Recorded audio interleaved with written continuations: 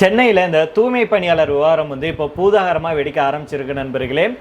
அதாவது பணி நிரந்தரம் உள்ளிட்ட கோரிக்கைகளை வலியுறுத்தி சென்னை ரிப்பன் மாளிகை முன்பு பார்த்தீங்கன்னா போராட்டத்தில் ஈடுபட்டு இருந்தாங்க தூய்மை பணியாளர்கள்.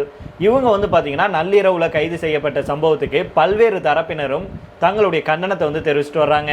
இந்த நிலையில தான் போராட்டத்தில் ஈடுபட்ட தூய்மை பணியாளர்கள் சமூக விரோதிகளா அல்லது நக்சலைட்டுகளா அப்படின்னு கேள்வி எழுப்பியிருக்காங்க அதிமுகவுடைய பொதுச் செயலாளரான திரு எடப்பாடி பழனிசாமி அவர்கள். மேலும் தூய்மை பணியாளர்கள் மேல 79 ஆண்டு கால சுதந்திர இந்தியாவில் இது போன்ற ஒரு அடக்குமுறையை எந்த அரசும் ஏவியதில்லை அப்படின்னு அவர் விமர்சனம் செஞ்சிருக்கிறாரு. இது மட்டும் இல்லாம மேலும் திரு எடப்பாடி பழனிசாமி அவர்கள் என்ன சொல்றாருன்னா, தூய்மை பணியாளர்களை அப்புறப்படுத்த வேண்டும் அப்படின்னு பொதுநல வழக்கு தொடர்ந்த தேன்மொழி யார் தெரியுமா? அவர் திமுகவுடைய சென்னை கிழக்கு மாவட்ட நிர்வாகி அப்படின்னு எடப்பாடி பழனிசாமி அவர்கள் சொல்லியிருக்கிறாரு. மேலும் இவர் தொடர்ந்த வழக்குல சொல்லப்பட்டிருக்கும் தனம் சேரிட்டபிள் ட்ரஸ்ட் யாருடைய தெரியுமா? பணி நிரந்தர வாக்குறுதியை நாங்க கொடுக்கவே இல்லை அப்படின்னு பச்சை பொய் சொன்ன அமைச்சர் சேகர் பாபுடையது அப்படின்னு சொல்லி எடப்பாடி பழனிசாமி அவர்கள் சொல்லியிருக்காங்க. இப்போ உங்களுக்கெல்லாம் புரிஞ்சுச்சா, தெரிஞ்சுச்சா தூய்மை பணியாளர்களை வெளியேற்றியது யார் அப்படின்னு?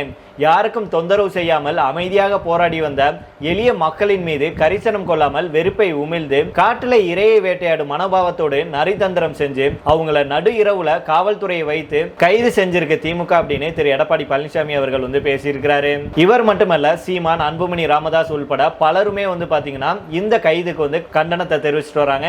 இதுல நேற்று இரவு என்ன நடந்தது அப்படிங்கிறது தூய்மை பணியாளர்கள் இருக்காங்களே அவங்களுக்கு தான் தெரியும். அவங்க சொல்லாம நாம எதுவுமே பதில் சொல்ல முடியாது அப்படிங்கறதான் நம்முடைய தனிப்பட்ட கருத்தாக இருக்கு.